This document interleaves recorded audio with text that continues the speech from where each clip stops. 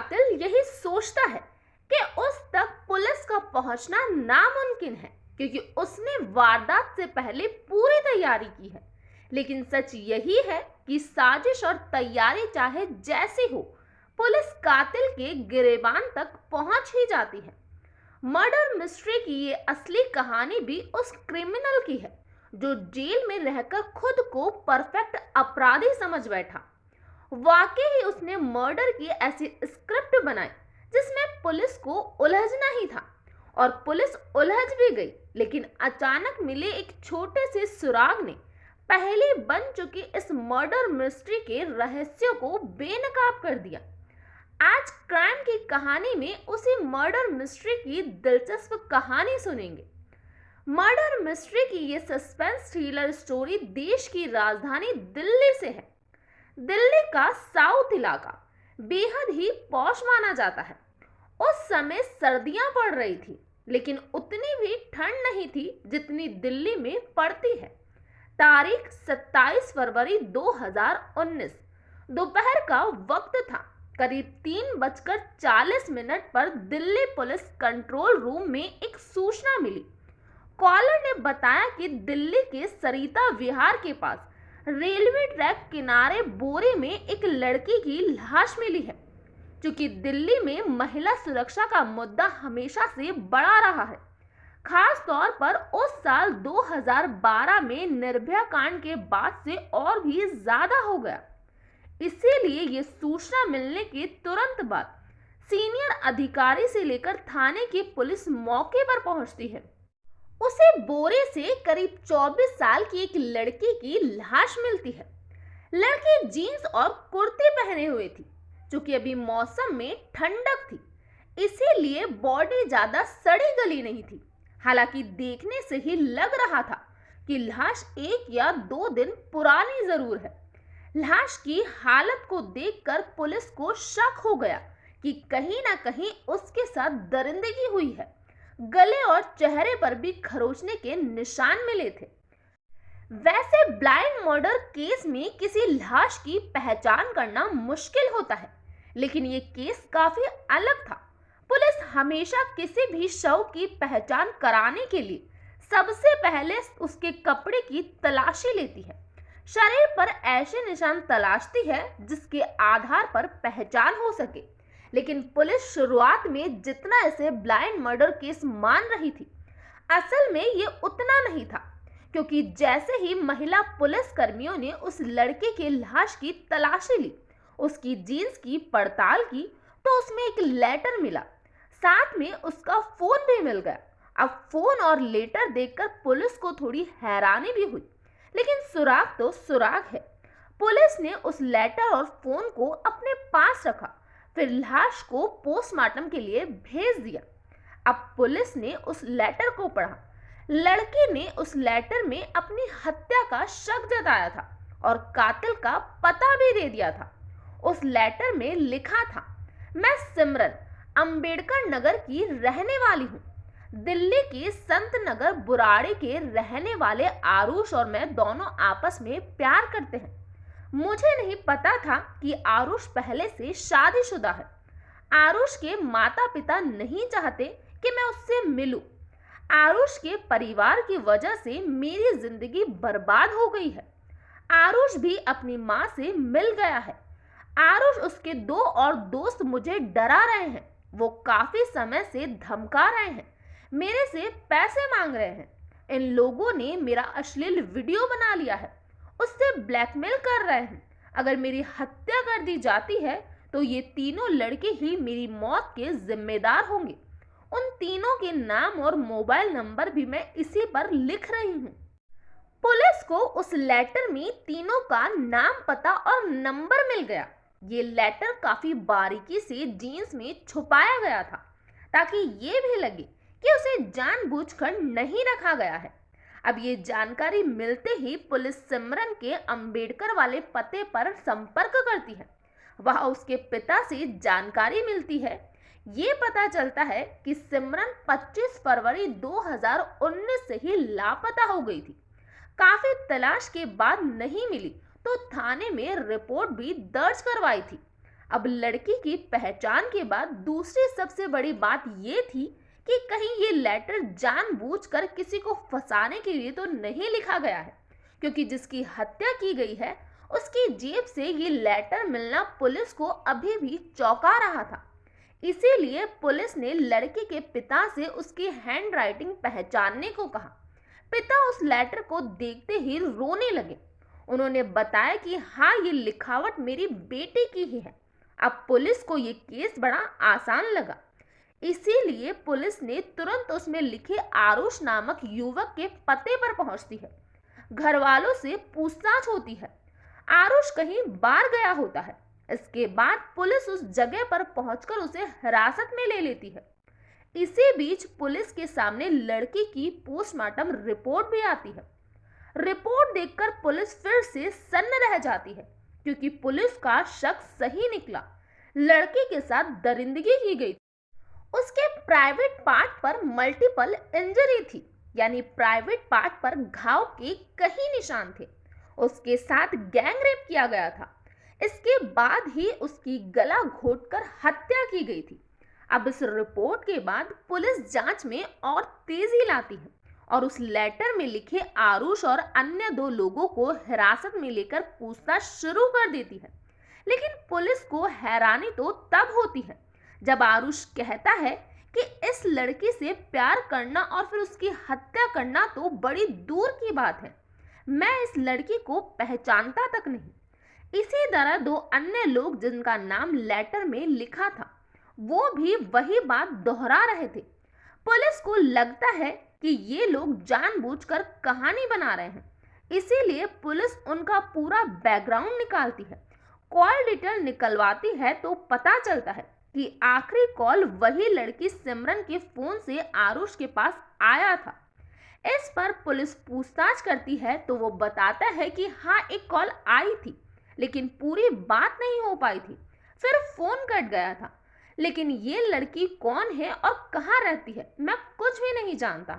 यहाँ तक कि कभी इसे अपने दोस्त या फिर किसी पहचान वाले के साथ भी नहीं देखा है। कई घंटे की पूछताछ के बाद पुलिस मरने वाली लड़की और आरुष की पिछले कई महीनों की फोन कॉल डिटेल को निकलवाती है। उसमें चेक करती है तो ये बात सही साबित होती है, क्योंकि इससे पहले कभी भी दोनों में बात नहीं हुई थी। इस तरह पुलिस की जांच फिर से वहीं पहुंच जाती है जहां से शुरू होती है। अब पुलिस सर्विलेंस और सीसीटीवी की मदद से इस मामले की जांच शुरू करती है। दिल्ली के सरिता विहार में रेलवे लाइन के किनारे जहां लड़की की लाश मिली थी, उसके आसपास वाली रोड की सीसीटीवी फुटेज की पुलिस जांच करती है। इस दौरान एक बड़ा सुराग मिलता है जिसमें एक संदिग्ध होंडा सिटी कार दिखती है। अब इस कार के बारे में पता लगाया जाता है तो जानकारी मिली कि इस कार को पूरे दिन के लिए रेंट पर बुक किया गया था। अब पुलिस उस कार बुक करने वाले को तलाश करती है, लेकिन कोई खास सुराग नहीं मिल पाता। इसी बीच पुलिस ने सिमरन की 24 और 25 फरवरी की कॉल डिटेल निकलवाई, जिसमें एक नंबर ऐसा मिला जिस पर सिमरन की पहले कभी बात नहीं हुई थी और दोनों फोन की लोकेशन सरिता विहार में ही थी। लेकिन वो नंबर यूपी के मुजफ्फरनगर का था और जिस पते और नाम पर उस सिम कार्ड को खरीदा गया था वो फर्जी निकला। हैरानी वाली बात तो ये थी कि उस नंबर से सिर्फ सिमरन को ही कॉल किया गया था। इसके अलावा उस नंबर से अन्य किसी को भी कॉल नहीं हुआ था। इस तरह पुलिस को सर्विलेंस और सीसीटीवी से भी कोई ठोस सुराग नहीं मिल पाया। इस तरह किसी तरह से कोई सबूत नहीं मिलने से पुलिस अभी उधेड़बुन में थी।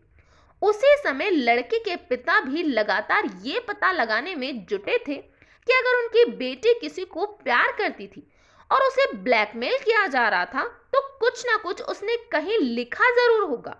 इसके अलावा बेटी के लेटर की हैंडराइटिंग चेक करने के लिए उन्होंने उसकी कहीं कॉपी और डायरी देखी। उन्हीं में से एक डायरी में सिमरन के पिता को 2 शब्द मिले। पहला शब्द था प्रसाद और दूसरा शब्द था जॉब, और फिर एक मोबाइल नंबर लिखा था। इस नंबर पर पिता ने कॉल किया।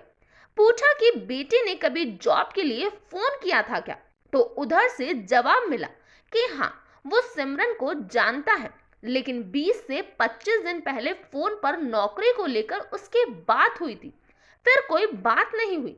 लेकिन जिस तरीके से पहली बार में फोन आते ही उस शख्स की आवाज लड़खड़ाई थी, उससे सिमरन के पिता को शक हो गया। उन्होंने उस नंबर और प्रसाद के बारे में पुलिस को जानकारी दी। पुलिस ने उस नंबर की पड़ताल की तो पता चला कि वाकई में ही घटना से 20 दिन पहले ही उस नंबर पर सिमरन से बात हुई थी। लेकिन चूंकि वो नंबर भी शक के दायरे में आया था, इसीलिए पुलिस ने कोई बड़ा सुराग नहीं मिलने की स्थिति में इस पर ही दांव खेला।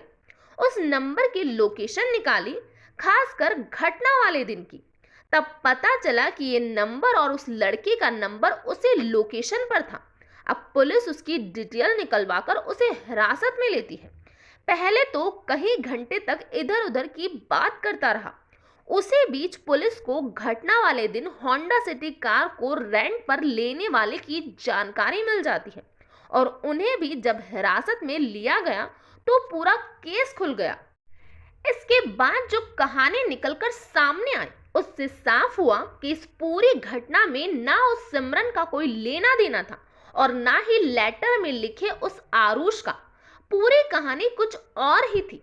असल में जिसका नाम सिमरन की डायरी में प्रसाद लिखा था, उसी का पूरा नाम दिनेश प्रसाद था। घटना से कई महीने पहले ही वो चोरी के एक मामले में तिहाड़ जेल गया था। जिस बैरक में दिनेश बंद था, उसी में मर्डर का आरोपी धनंजय और बुराड़ी से पकड़ा गया बंटी भी था। यहाँ पर दिनेश और धनंजय अच्छे दोस्त बन गए और जेल में ही धनंजय और बंटी की लड़ाई भी हो गई। ये पता चला कि बंटी के परिवार के पास अच्छी खासी प्रॉपर्टी है। घटना से 2 महीने पहले ही धनंजय और दिनेश को जेल से जमानत मिल गई, जबकि बंटी अभी भी जेल में था। ऐसे में जेल से आने के बाद दोनों एक साथ ही रहने लगे और खतरनाक साजिश रचने लगे। इन दोनों ने सोचा कि बंटी के भाई आरुष को मर्डर केस में फंसा देंगे तो वो जेल चला जाएगा। इसके बाद उसके 200 गज के खाली पड़े एक प्लॉट पर कब्जा जमा लेंगे। जमीन पर कब्जा जमाने और कानूनी दाव पेच में इनकी मदद करने के लिए 20 वर्षीय सौरभ भारद्वाज नाम का युवक भी तैयार हो गया। अब इन तीनों ने मिलकर इस पूरी साजिश को अंजाम देने और उन तक पुलिस भी पहुंच ना सके, इसकी तैयारी में जुट गए। क्योंकि दिनेश और धनंजय जेल जा चुके थे, इसीलिए इन्हें पता था कि पुलिस मोबाइल सर्विलेंस के जरिए उन तक पहुंच सकती है। पुलिस घटना वाले दिन की कॉल डिटेल जरूर चेक करती है, इसीलिए यूपी के मुजफ्फरनगर जाकर पहले एक नया फोन और फर्जी नाम व पते पर सिम कार्ड खरीद लेते हैं। उस नंबर से किसी से बात नहीं करते। अब इनके सामने चुनौती थी कि किसी की हत्या कर इन्हें फंसाया जाए। जाहिर है किसी लड़के की हत्या कर फंसाएंगे तो मुश्किल हो सकता है। इसीलिए दिनेश प्रसाद ने प्लान किया कि वो अपनी एक पहचान वाली लड़की की दोस्त को अपने जाल में फंसाएगा। उस लड़की को नौकरी की जरूरत है, इसीलिए अपनी दोस्त के जरिए उसे सिमरन से संपर्क करता है, उसे नौकरी का झांसा देता है। सिमरन अपने परिवार की जिम्मेदारी उठाने के लिए नौकरी करना चाहती थी, लेकिन कोई काम नहीं मिल रहा था।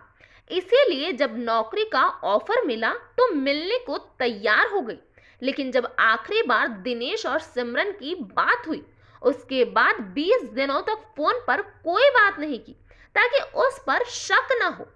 घटना वाले दिन यानी 25 फरवरी 2019 को दिनेश ने ही नए सिम कार्ड और फोन की मदद से सिमरन को कॉल किया। ये बताता है कि उसका फोन खराब हो गया, इसीलिए वो दूसरे के नंबर से कॉल कर रहा है। फिर कहता है कि सरिता विहार में उसका एक इंटरव्यू करा देगा। अब नौकरी की तलाश में परेशान सिमरन वहां पहुंच जाती है। यहाँ पर सौरभ, धीरज और दिनेश तीनों मौजूद थे। एक फ्लैट पर ले जाकर सिमरन से ये जोड़ जबरदस्ती करते हैं और फिर जान से मारने की धमकी देकर बंधक बना लेते हैं।